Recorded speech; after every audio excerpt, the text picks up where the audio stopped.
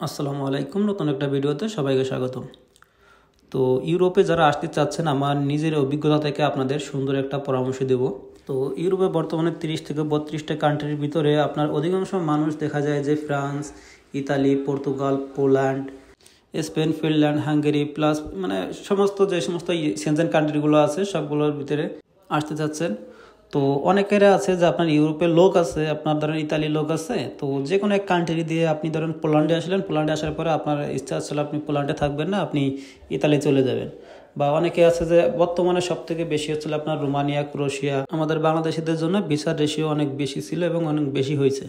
তো রিসেন্টলি একটু কমে গেছে এবং আরও অন্য কান্ট্রির জন্য আপনারা অ্যাপ্লাই করতে চাচ্ছেন এবং অনেকের অনেক সময় নষ্ট হয়েছে। অনেকে আছে 1 বছর, 2 বছর বা 3-4 বছর হয়েছে যে আপনারা ইউরোপে আসার জন্য অপেক্ষা করতেছে।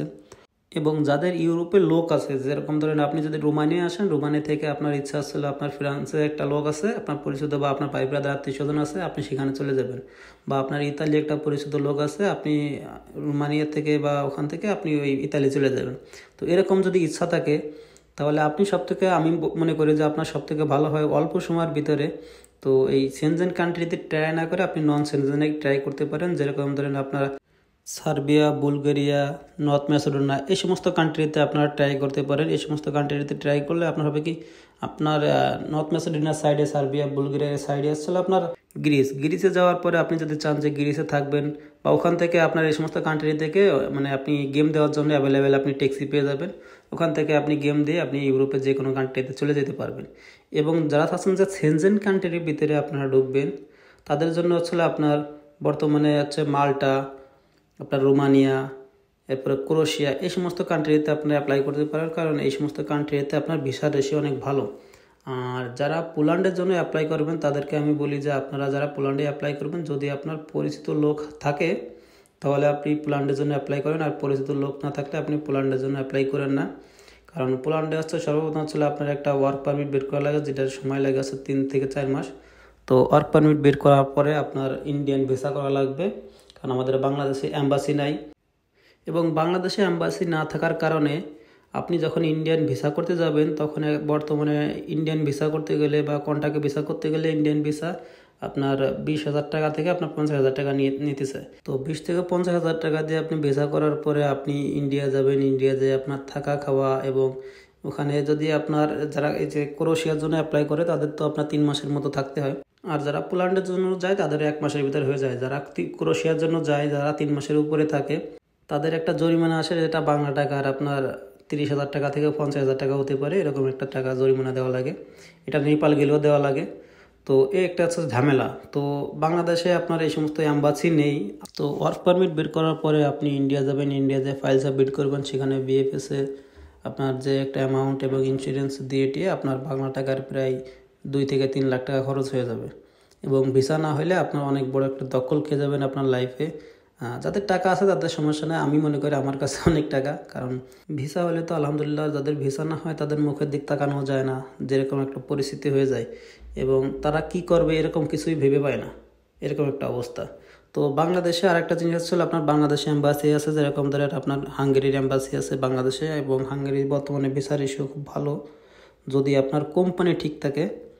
যে আপনি যেই কোম্পানিতে যাবেন সেই কোম্পানির যদি আপনার জব থাকে এবং কোম্পানির পেপার যদি A to Z ঠিক থাকে, তাহলে আপনি চাইলে আপনি হাঙ্গেরির জন্য অ্যাপ্লাই করতে পারেন। এবং সেক্ষেত্রে হচ্ছে আপনার যে মাধ্যমে অ্যাপ্লাই করবেন সে মানে মাধ্যমটা ভালো হইতে হবে।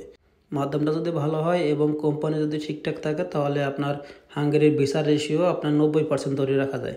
হাঙ্গেরির ভিসা রেশিও আপনার কোম্পানি এবং জব যদি সব কিছু অ্যাকোমোডেশন সব কিছু A to Z ঠিক থাকে, তাহলে আপনার ভিসা রেশিও 90% কনফার্ম।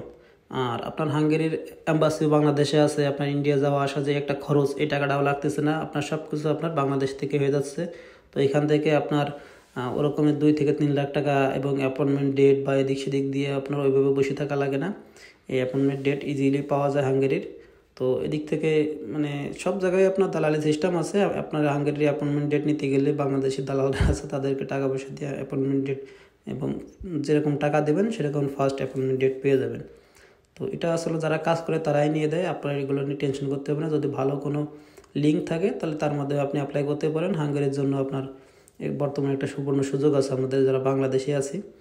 আর আপনারা যারা নন সেনজেনে আসতে চাচ্ছেন তাদের জন্য আমি বলবো যে সার্বিয়া, বুলগেরিয়া এবং আপনার নর্থ ম্যাসেডোনিয়া এগুলোর ভিতরে আপনি ট্রাই করতে পারেন এবং অল্প খরচের ভিতরে আপনি ভিসা পেয়ে যাবেন। ভিসা রেশিও অনেক ভালো। আপনারা চাইলে এই সমস্ত কান্ট্রিতে আপনার বাংলাদেশে থেকেও ভিসা হয় এবং আপনার ইন্ডিয়া যাইতে হলে আপনার ডাবল এন্ট্রি ভিসা করা লাগে না, ট্যুরিস্ট ভিসা করে যাই আপনি প্রসেসিং করে আসতে পারবেন। সেক্ষেত্রে আপনার 1 দিন বা 2 দিন থাকতে পারবেন। তো এই সমস্ত কান্ট্রিতে আসার পরে আপনি ইজিলি গেম দিয়ে আপনি ট্যাক্সিতে করে আপনি ইতালি, ফ্রান্স, জার্মান বা যে স্পেন যে সমস্ত কান্ট্রিতে আপনার পরিচিত লোক আছে আপনি সেই সমস্ত কান্ট্রিতে আপনি যে কাজ করতে পারবেন বা আপনি পেপার্স করতে পারবেন। তবে পোল্যান্ডে আপনার কোনো অবৈধভাবে আসলে পোল্যান্ডে কোনো পেপার্স হয় না। পোল্যান্ডে আসতে হলে আপনার সেনজেন কান্ট্রির ভিসা বা টিআরসি কার্ডের মেয়াদ থাকতে হবে এবং পোল্যান্ডে বৈধভাবে আসলে এবং পোল্যান্ডে ওয়ার্ক পারমিট নিয়ে কাজ করলে আপনি পোল্যান্ডে কাজ পাবেন অ্যাভেলেবেল। পোল্যান্ডে কাজ নিয়ে কোনো টেনশনই করতে হয় না এবং পোল্যান্ডে 2025 সালে ইনশাল্লাহ ভালো একটা সুখবর আসতে পারে। তো সবাই ভালো থাকবেন, আমার জন্য দোয়া করবেন। আপনাদের যার যে প্রশ্ন থাকে আপনারা আমাকে কমেন্টস করতে পারেন, আমি আপনাদের সবার কমেন্টসের অ্যান্সার দেবো ইনশাল্লাহ এবং আপনাদের কমেন্টস দেখে আমি আপনাদের হেল্পফুল ভিডিও বানানোর চেষ্টা করব। সবাই ভালো থাকবেন, আমার জন্য দোয়া করবেন। আল্লাহ হাফেজ।